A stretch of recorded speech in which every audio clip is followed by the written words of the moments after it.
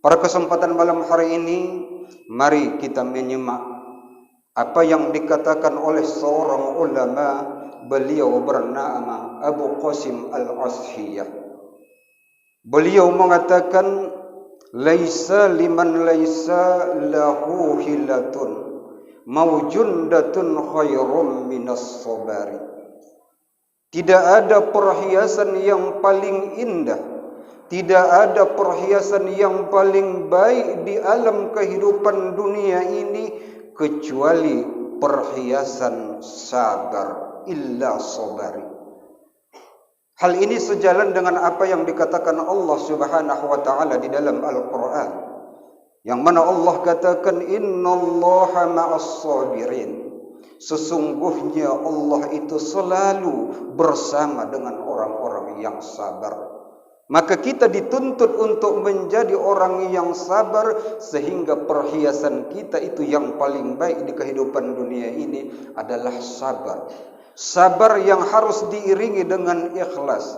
Ketika kita sabar namun tidak ikhlas, maka ini akan mengarahkan kita menjadi orang yang selalu mengeluh di dalam menjalani berbagai persoalan di kehidupan dunia ini. Assalamualaikum warahmatullahi wabarakatuh.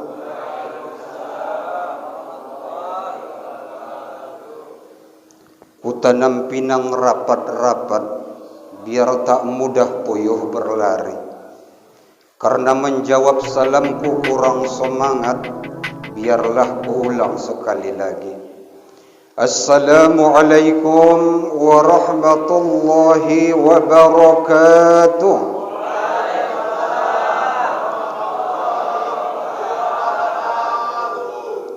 Buah semangka warnanya merah, sedikit hitam karena bijinya. Karena salamku sudah dijawab, semoga kita semua dirahmati Allah Subhanahu wa ta'ala. Amin ya rabbal alamin. Bismillahirrahmanirrahim. Alhamdulillahi rabbil alamin. Summa salatu wassalamu ala rasulillah wa ala alihi wa sahbihi wa mawala. Wa la hawla wa la quwwata illa billah, amma ba'd. Mari kita semua bersyukur kehadirat Allah Subhanahu wa ta'ala, yang mana dengan izin dan ridhonya lah sehingga pada malam hari ini kita dapat hadir ke rumah Allah yang mulia ini, mengayunkan tangan, melangkahkan kaki untuk melaksanakan satu kewajiban yang Allah perintahkan, yakni melaksanakan salat fardu Isya, yang alhamdulillah salat Isya telah sama-sama kita laksanakan secara berjamaah, yang kemudian diiringi dengan salat tarawih, dan kemudian insyaallah akan kita iringi dengan kajian agama, dan kemudian nanti ditutup dengan salat witir.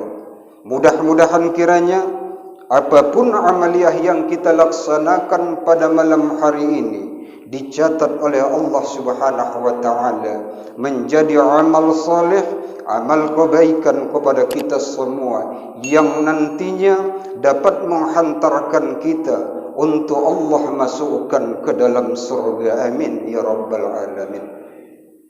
Salawat dan salam mari sama kita hadiahkan keharibaan Nabi kita Muhammad Rasulullah sallallahu alaihi wasallam.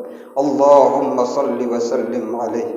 Mudah-mudahan kiranya dengan kita senantiasa bersolawat atasnya, insyaallah tatkala di yaumul kiamah kita beserta seluruh keluarga kita adalah umat-umatnya yang kelak akan memperoleh limpahan syafaat darinya. Amin ya rabbal alamin. Bapak Ibu hadirin wal hadirat, para ayahanda, para ibunda, para anak-anak beserta seluruh jamaah salat Isya, salat tarawih Masjid At-Taqwa, wabil khusus segenap pengurus BKM yang saya hormati, yang saya muliakan, dan insya Allah kita semua senantiasa dalam kerahmatan, dalam perlindungan, dan dalam keberkahan Allah Subhanahu wa taala. Amin ya rabbal alamin. Bapak Ibu jamaah yang dirahmati Allah, pada malam hari ini kita telah berada di malam yang ke-12 Ramadan. 11 hari Ramadan telah kita lalui dengan melaksanakan ibadah puasa di siang hari, dan kemudian 11 malam Ramadan telah kita laksanakan dengan salat tarawih dan witir yang kemudian telah berlalu 11 malam. Mudah-mudahan kiranya semua amalan yang kita lakukan di bulan Ramadan ini, baik yang telah berlalu maupun yang akan datang lebih kurang 18 hari lagi ke depan, semoga kiranya puasa, amal yang kita lakukan dapat menghantarkan kita sebagaimana yang Allah katakan di dalam surah Al-Baqarah ayat 183. Puasa itu bisa menghantarkan kita menjadi hamba Allah la'allakum tattaqun. Mudah-mudahan puasa kita di Ramadan ini, tatkala di penghujung daripada Ramadan nanti, kita semua memperoleh predikat takwa di sisi Allah Subhanahu wa taala. Amin ya rabbal alamin. Bapak Ibu jemaah yang dirahmati Allah Subhanahu wa taala, pada kesempatan malam hari ini mari kita menyimak apa yang dikatakan oleh seorang ulama, beliau bernama Abu Qasim Al-Ashiyah. Beliau mengatakan, laisa liman laisa lahu hilatun maujundatun khairum minas sabari. Tidak ada perhiasan yang paling indah, tidak ada perhiasan yang paling baik di alam kehidupan dunia ini kecuali perhiasan sabar, illa sabari. Hal ini sejalan dengan apa yang dikatakan Allah Subhanahu wa taala di dalam Al-Qur'an, yang mana Allah katakan, innallaha ma'as sabirin. Sesungguhnya Allah itu selalu bersama dengan orang-orang yang sabar. Maka kita dituntut untuk menjadi orang yang sabar, sehingga perhiasan kita itu yang paling baik di kehidupan dunia ini adalah sabar. Sabar yang harus diiringi dengan ikhlas. Ketika kita sabar namun tidak ikhlas, maka ini akan mengarahkan kita menjadi orang yang selalu mengeluh di dalam menjalani berbagai persoalan di kehidupan dunia ini. Dan setelah mengeluh bisa jadi juga menghantarkan kita menjadi orang yang berputus asa di dalam kehidupan dunia ini. Makanya tidak jarang kita dengar Bapak Ibu jamaah yang dirahmati Allah, orang mengeluhnya begini, jangankan untuk mencari rezeki yang halal, yang haram saja pun susah. Ini tanda orang yang mengeluh ini. Tanda orang yang mengeluh. Kemudian banyak persoalan-persoalan yang bisa menghantarkan kita ketika kita sabar tidak diiringi dengan ikhlas, maka ini kesabaran kita akan berakhir dengan keputusasaan. Oleh karenanya sabar dan ikhlas ini harus sejalan, maka insya Allah kita akan tenang di dalam menghadapi berbagai cobaan. Maka Abu Qasim Al-Ashiyah mengatakan ada 3 di mana kita dituntut untuk sabar. Yang pertama kata Abu Qasim Al-Ashiyah, as-sabru 'ala al-i'tila'at. Sabar di dalam menghadapi ujian yang Allah berikan. Semua kita ini pasti akan diuji Allah, atau bahkan sudah ada yang diuji Allah. Boleh jadi ujian Allah itu berupa musibah yang Allah berikan kepada kita. Kehilangan harta benda, musibah kehilangan orang-orang yang kita cintai. Mungkin istri kita, mungkin suami kita, mungkin orang tua kita, ayah dan ibu kita. Mungkin di antara kita telah mengalami ujian musibah seperti itu. Kemudian di sisi lain juga ujian itu boleh jadi kenikmatan, kemewahan, kesenangan hidup di dunia ini yang Allah berikan berupa ujian kesenangan-kesenangan. Maka disinilah kita dituntut untuk sabar di dalam menghadapi ujian yang Allah berikan. Ketika kita mampu menghadapi ujian yang Allah berikan, maka insya Allah kita akan selalu menjalani hidup ini penuh dengan rasa tawakal ilallah, berserah diri kepada Allah Subhanahu wa taala. Allah katakan, la yukallifullahu nafsan illa wus'aha, laha ma kasabat wa 'alaiha maktasabat.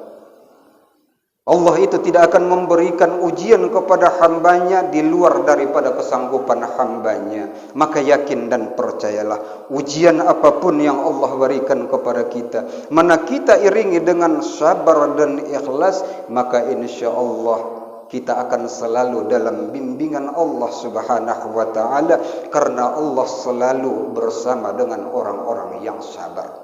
Ini yang pertama. Kemudian yang kedua, Bapak Ibu jamaah yang dirahmati Allah, kata Abu Qasim Al-Ashiyah, kita dituntut untuk sabar, as-sabru 'anil ma'asi. Sabar di dalam meninggalkan kemaksiatan. Di zaman sekarang ini, yang namanya kemaksiatan itu selalu mengintai kita, selalu menghantui kita dimanapun kita berada. Terlebih-lebih di kalangan anak-anak remaja kita yang masih beranjak dewasa, disinilah berbagai persoalan-persoalan kemaksiatan selalu mengintai mereka. Maka saya katakan berulang kali bahwasanya kita bersyukur sebagai orang tua yang kalau pada malam hari ini kita sholat tarawih, anak kita juga ikut sholat tarawih di sini. Karena ketika mereka tidak sholat tarawih, kita berangkat ke masjid. Sang ibu dan ayah berangkat ke masjid, sang anak berangkat ke tempat lain. Boleh jadi dia ngumpul dengan kawan-kawannya yang salah arah. Mungkin pecandu narkoba, mungkin pecandu judi, mungkin pecandu balapan liar dan lain sebagainya. Kita tidak tahu apa yang mereka lakukan di luar sana.